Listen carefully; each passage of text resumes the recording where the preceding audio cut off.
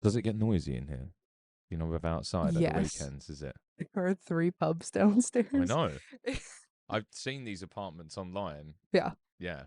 It's not Terrible. too bad, though. They stop using the stop pedal Oh, past they have? midnight, thank God. Yeah. That does take the piss. When the camera's on, it's all a big bit of fun on the big red shutter club. On the big red shutter club.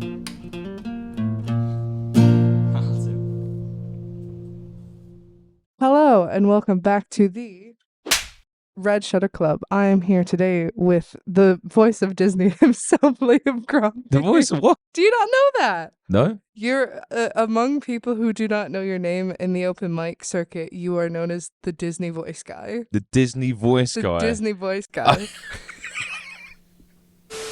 Your one song that you always play at open mics, it sounds like it's straight out of a new age Disney movie. It does. Yeah. Yeah, I get that. I get that. Goodness.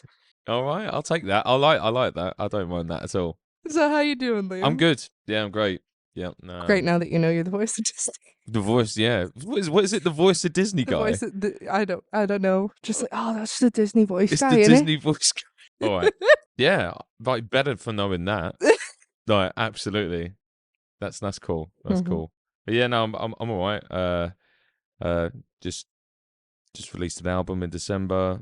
I'm finishing uni at the moment. Studying songwriting and production. And you go to uni in Manchester, but you live here. That's right.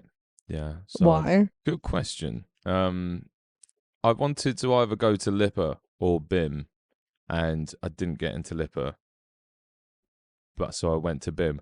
But I'm actually really pleased with that because it means I get to travel when I go in. I like the feeling of traveling. I like being on the road. I like to it's the adventure, you know? Yeah. And so I was actually quite thankful for that. I definitely get that feeling. You know, I'm from the country of sometimes the grocery store is 2 hours away. Yeah.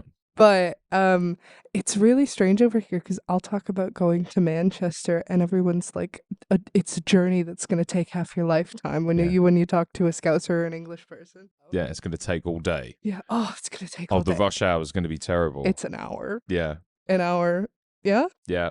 It's basically an hour. Yeah. Yeah. So what's it like? Did you say it's BIM? BIM. BIM. What does that stand for? I believe it's British Institute Music. Oh. I don't know what the double M's are for. I really should know that, but I don't. But yeah, I think that's what it is. Maybe Manchester? Maybe. No, because they've got one in Brighton, there's one in Bristol and Birmingham, there's one in London as well. Oh. And I think there's one in Belfast or Dublin. I can't remember. There was one in Germany. But anyway, sorry, I'm just going off now, listing the different universities. So I go to BIM. It's a really good music university. And yeah, I've really enjoyed my degree there so far. What are you studying there? Songwriting and production. Songwriting and production. Yeah. So I've learned a lot about the kind of tools of songwriting, and how to kind of create a better work ethic. I think, it's helped with that. But ultimately, like the idea of me getting a degree, because I never went to university as a younger man, is so that I can like continue past that and lecture about music using my experience of music to try and help others on their path. Nice. So other than uni, what has your path been? Do you want to go from the beginning, or do you want to go from... You could start wherever you want. I'm here all day. Okay. So when I was 18, I'm 36 now. When I was 18, I joined a band down south, and we were called We Are the Ocean. Oh. We were like a alt-rock, post-hardcore band. And that band would go on to do a lot of touring around Europe and Australia. Been to America a few times as well. We do remember the Vans Warped Tour? Yeah. So we did that back in the day, and we supported Muse through Europe. Oh wow. So we played a few like stadiums out in Europe, which was like hella cool, like really fun. Opened a few festivals, played main stage at Reading Leeds Fest. Oh wow! And like we did Radio 1 Live Lounge, and essentially had the time of my life. Yeah. Right. Recorded like 4 albums, and just had like the greatest time. Mm-hmm. Towards the end of the band, I was very much burnt out. You know, there was a lot of drinking going on, and being 25, 26, Mm-hmm. don't really know how to deal with that stuff. So I struggled on eventually the band, we called it a day.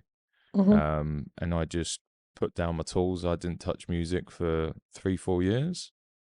I got a job in Liverpool Street down in London. I was a suit tailor, the worst suit tailor in London.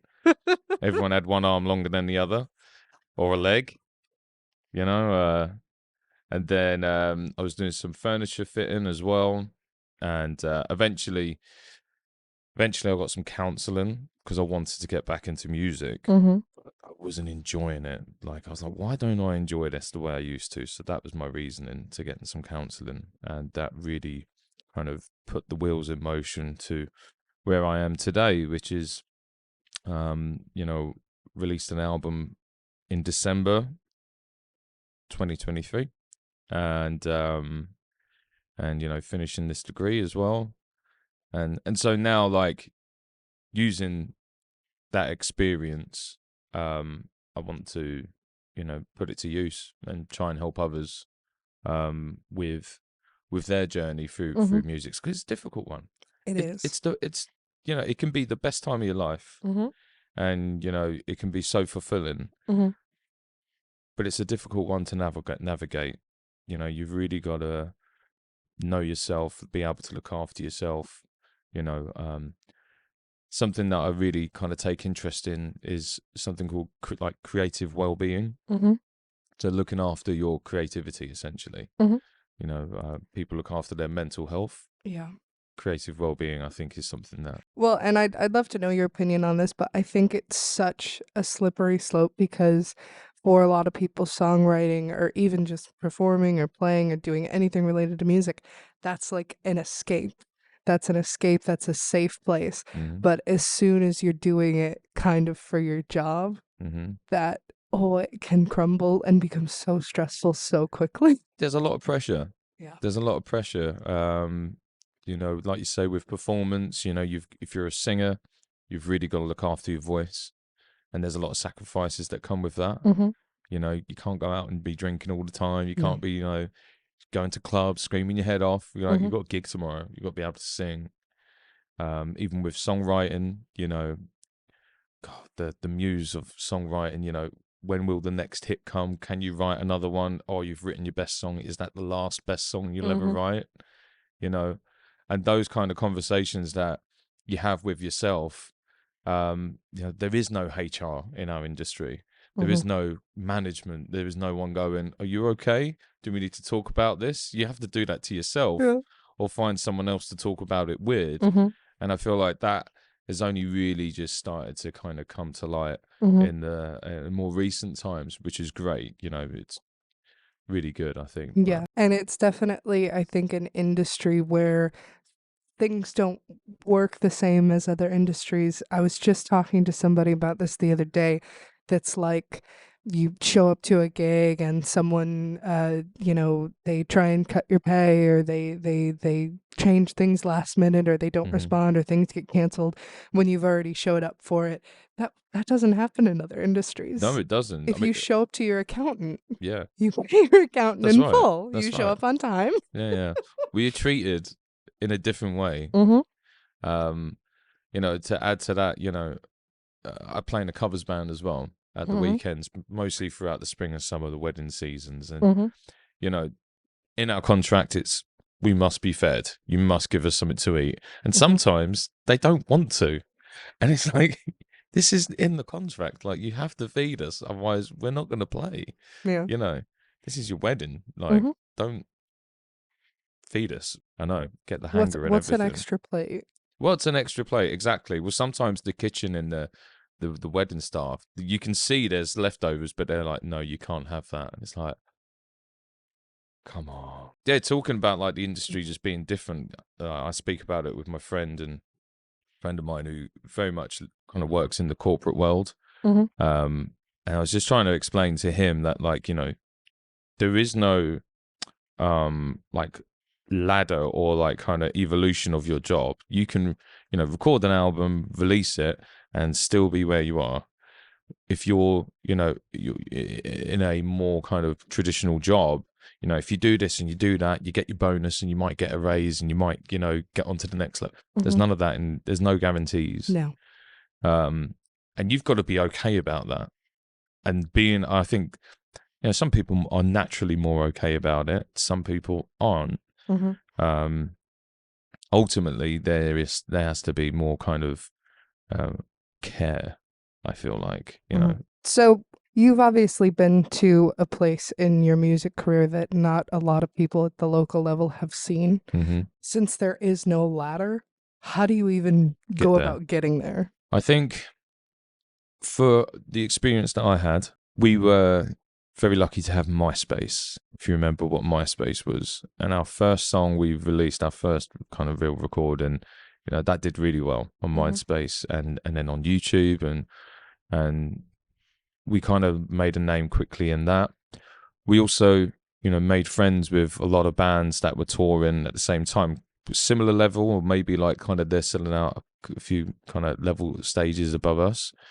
But, you know, everyone would tour together. So there were bands like You Me at Six and Death Havana in the UK, Young Guns as well, Lone Atlantis. There's way more. Canterbury, Straight Lines. There's a whole bubble of UK bands around this time, which are like class bands. We were lucky to kind of like tour with them and build something in the UK, which would then, you know, kind of continue our journey. I don't think there's a right or wrong way of doing it. There's not like this is how you do it. What I would say is that we worked really hard. We were real grafters. Most of the time we were DIY, self-managed. We had some managers come in and out at times. We had a booking agent, a promoter that, you know, worked with us really well, and a label eventually that kind of believed in us as well. And you need that group of people around you. It can just be the band as well, your friends that are all pushing in the same direction. They're all saying like, right, let's get to this. You know, whatever your vision is, that's very important as well, to have a vision of where you want to go, where you can see it going. But there is no right or wrong way. So I don't have an answer of how to do it. I can only just say like, this is what happened at this point, and that's what happened then. And that was what I was going to say. Working hard, practicing, being ready to receive those offers when they come through. You know, like sometimes they say, oh, you know, you need a bit of luck. Yeah. So you do. But if you're not ready to receive that bit of luck, if you've not been practicing, if you're not there, you're not going to, you know, it's not going to do anything for you. You have to be prepared to receive that kind of bit of luck every now and then. That's a big thing that I think we've come across in these interviews, because we've had some opportunities to interview. Ooh, landlord's calling me. We've had some really interesting interviews with interesting people, and a lot of people who have done these insane, crazy things. It was just because they said yes, because they were willing, because they were ready to accept that kind of thing. Like we released an article the other day about Alex Windrow, who just went to Glastonbury to watch it, to have a good time with his friends. And then he saw a sound tech setting up a stage in one of the tents or whatever it is. I don't know much about Glastonbury. But he just said, can I get up and, you know, play for a little bit? And he got to play to a crowd of like over 1,000 people at Glastonbury. Wow. So it's just like that initiative and kind of putting your neck out there. Absolutely. Yeah. And like, you know, some people call it hustling. You know, some people might just say, like you say, putting your neck out there. You've really got to do that and be brave. be, have courage with you and belief Mm-hmm. that you can go and do that. I think fear is something that is very important for any band, because you should be somewhat scared at some point. You should be like feeling the nerves. You should feel like, okay, I don't know if this is going to do what I want it to do, but I'm going to do it anyway. Yeah. You need that. There's a great kind of story that someone once told me. It's kind of like a off piece of St. George and the Dragon. Mm-hmm. So like the story is, George had already faced a few dragons before he met this one, the dragon, and so his armor was made of dragon skin, scales. His sword was made of the tooth and claw of a dragon, and his heart was full of dragon fire. So when he did kill the dragon, he was already wearing the fear, And so he couldn't. It's a bit profound, but I really enjoy that kind of like story of it, and I think that for me explains my feeling towards, say, when I'm playing a big show, or sometimes even if I'm doing open mic night, which is as nerve wracking. I think you do need to feel the fear sometimes to get up there and do it. Because when you lose that fear, maybe you let things slip a little bit. You let things slide. You just don't care about it as much as you may have before, And also, by the way, that's fine if you've just kind of lost that. Maybe it's served its purpose. Maybe you're just like, I don't need to do this anymore. I need to do something else. So earlier when we were chatting, you said that part of why you're doing your degree now is that you want to be able to teach and help younger musicians. So what is kind of the core of that advice? What do you want to help them with? It's to do with creative well-being, I think. I think it's, for me, it's how to kind of, essentially what we've been talking about, how to look after yourself and how to kind of, begin your journey, begin it with a healthy step forward, and be able to kind of navigate the world that is, the music industry, because it's a challenge, and if you're not prepared, like I wasn't, you can get burnt out by it. You can get caught up in the fantasy and the rock and roll and the whatever else, You'll have the best time of your life at the time, but it does come crashing down, and that's okay. Like that, I wouldn't change it. I wouldn't change it. It's, it's maybe who I am today. I'm really happy with that. And so, I guess, when you're 18, 20 and you've got someone older talking to you about, oh, you should do this or you should do that. And it's not about that. I don't want to tell anyone what to do. I just want to share my experiences and share some of my thoughts onto how you might be able to look after yourself a little bit better. And if they want to listen, they can. If they don't, then that's great as well, because they're going to be on their own journey. Yeah. Well, what are some of those things that we can do to take care of ourselves in that creative well-being sort of? I think one of the most important things is learning how to communicate in a healthy way. There's a great charity, Tonic Rider or Tonic Music, and they have like peer support groups. And something like that can be really helpful.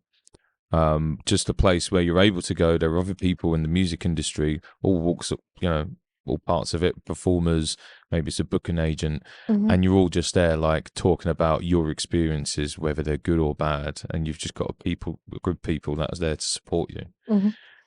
That can be so important for you being able to, process your experiences, good or bad. So I'd say communication is probably one of the top ones, and after that, you can go into like kind of how do you exercise your creativity, how do you look after it, because essentially it's like, I treat it like a muscle. It's something that if I'm training for a marathon, if I'm training to write an album, if I go in cold, I haven't practiced for 2 weeks or written anything, then I'm going in cold, and so you've got to respect yourself. And I always think of it this way, is that like, if I've made plans with someone, I don't want to let them down. I don't want to stand them up. I don't want to like, oh, sorry, I can't do it. sometimes you just can't. But, you know, if I can and I've made plans, then do it. So why wouldn't you do it to yourself? Mm-hmm. If you're planning to sit down and write, or you're planning you want to do this and that, then make your plan and sit down and show up for yourself and your creativity. Respect it. I really like that. Yeah. I really do. And I think with that, we ought to head off to our couch concert. Okay. Do you know what you'll be playing for us today? I didn't know I was playing. Did you know? Do you want to? I guess should be the sure, question. of course. Yeah. Should I do the Disney song? This is a new song. It doesn't have a title, and I don't know what it's about.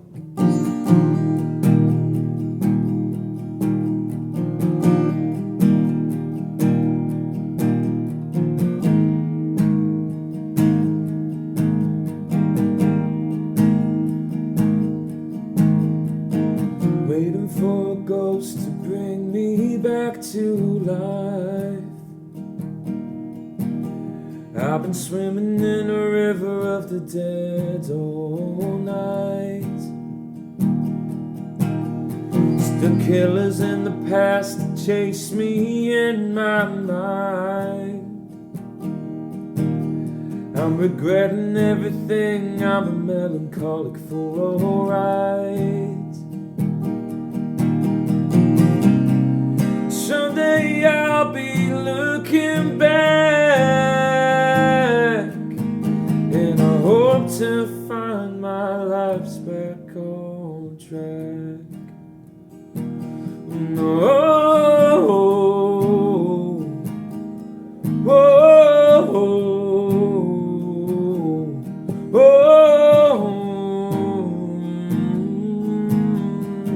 Tell her that I'm sorry. Tell her that I had to try.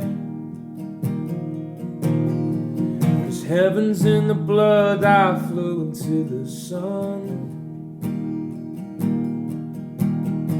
To tell the truth is secretly cry all the time.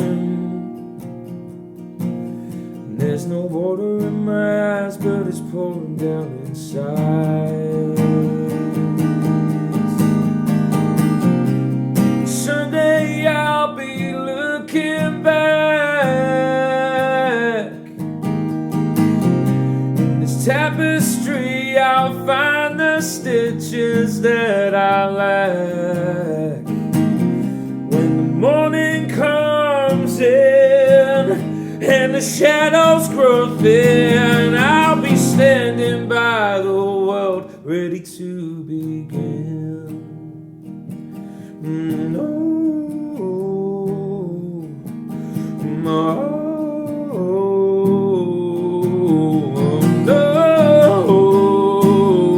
Someday I'll be looking back, get my life back on track.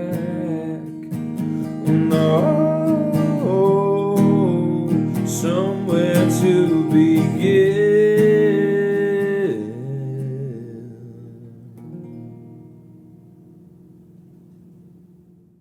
That was lovely. Thank you. I can never keep a straight face with that. No. Never can. No. Never can. Good bit of fun, though, isn't it? Yeah. So thank you so much for joining us today. Thank you for having me. Yeah. Yeah, it's Definitely been been a lot of different insight. Really, really helpful stuff. Thank you. most welcome. Thank you. Is there anything you want to plug before we get going? Oh, so I'm going to be playing in Liverpool, 19th of April, Bombed Out Church. It's like an acoustic vibe. I'm going to be playing, and there's someone else playing as well, but I've just forgotten. I hate it when that happens. I swear, my mind just goes somewhere else, and it will come back to me in 5 minutes. Yeah, so I've got a gig. My album's out. You can stream it, and you can sometimes catch me at the Monday Night Club or Jacaranda on a Sunday. Mm-hmm. They're kind of the only two open mics I do when I do them. Aha! The Jesse Janes. Oh, yes. Yep. Yeah? Yeah. Did I say the Janet Jacksons? No, it's the Jesse Janes. Yeah. Jesse they're Janes good. are playing. I'm going to be playing on the 19th of April at the Bombed Out Church. And yeah, hopefully it doesn't rain. Hopefully. Hopefully. That's the problem with bombed out churches is they don't have roofs. No. So God. All right. Well, thank you so much for joining us, Liam. Thank you for having me. And thank you so much for tuning in. Someday I'll be looking back. In this tapestry, I'll find the stitches that I lack.